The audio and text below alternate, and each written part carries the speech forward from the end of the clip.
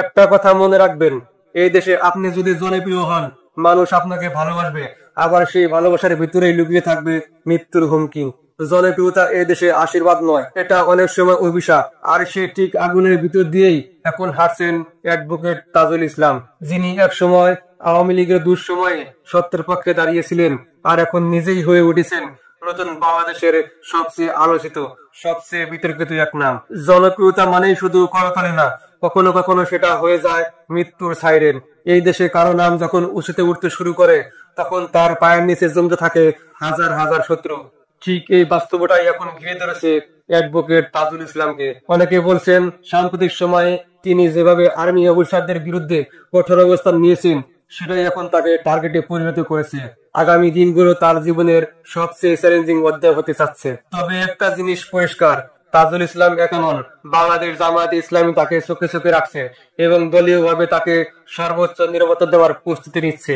ইতিহাস এক অদ্ভুত নাট্যমঞ্চ, যেখানে ক্ষমতার আলো একদিন নিভে যায় আর অন্ধকারে ঢেকে যায় প্রভাবশালী মুখগুলো। যে বিচারালয় এক সময় ক্ষমতার দম্ভে কেঁপে উঠত, আর সেখানে দাঁড়িয়ে বিচার হচ্ছে সেই ক্ষমতারই প্রতিচ্ছবি। আর সেই দৃশ্যের কেন্দ্রবিন্দুতে এখন দাঁড়িয়ে আছেন অ্যাডভোকেট তাজুল ইসলাম। চলুন ফিরে যাই এক যুগ আগে, সেই সময়টা যখন আওয়ামী লীগের একচ্ছত্র রাজত্ব ছিল বাংলাদেশে।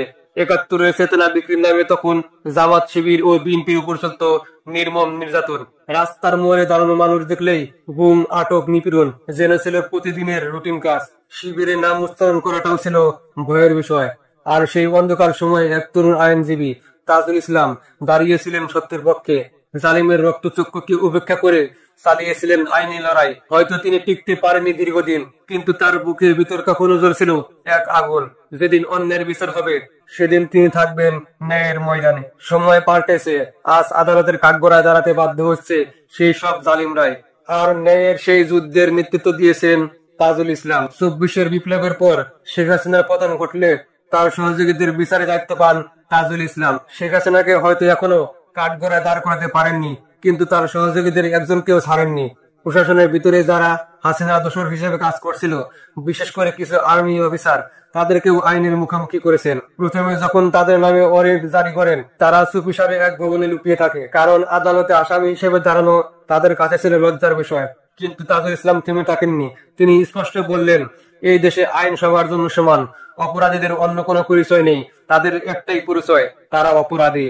তিনি ঘোষণা দেন, যদি তারা আদালতে হাজির না হয়, তাদের নামে পত্রিকার বিজ্ঞপ্তি প্রকাশ করা হবে, এমনকি অনুপস্থিতিতে তাদের বিরুদ্ধে রায় ঘোষণা করা হবে। তাজুল ইসলামের এই কথাতেই কেঁপে ওঠে তাদের আস্তানা। অবশেষে বাধ্য হয়ে আত্মসমর্পণ করে হাসিনার সেই সহযোগীরা। আর রাতারাতি তাজুল ইসলাম হয়ে ওঠেন নতুন বাংলাদেশের ন্যায় যুদ্ধের প্রতীক। কিন্তু মনে রাখবেন, এই দেশে জনপ্রিয়তা মানেই নিরাপত্তাহীনতা। আজ তাকে নিয়ে উৎসব চলছে, কিন্তু একই সঙ্গে তৈরি হচ্ছে ষড়যন্ত্রের ছায়াও। ধারণা করা হচ্ছে আর্মি অফিসারদের ব্যাপারে এমন কঠোর অবস্থানের কারণেই এখন তিনি টার্গেটে। তবুও বাংলাদেশ জামায়াত ইসলামী তাকে একা ছাড়ছে না। দলটি ইতিমধ্যে তার নিরাপত্তার ব্যবস্থা করছে। আর সাংবাদিক ইলিয়াস হোসেন নিজেও প্রকাশ্যে বলছেন, ভয় পেও না তাজুল, তুমি সত্যের পথে আছো। সব মিলিয়ে স্পষ্ট, তাজুল ইসলামের পথ সহজ না, কিন্তু তিনি থামবেন না। কারণ এই লড়াইটা শুধু একজন আইনজীবীর না, এটা ন্যায়ের, এটা সাহসের, এটা নতুন বাংলাদেশের আত্মলড়াই। ভালো থাকবেন। আসসালামু আলাইকুম।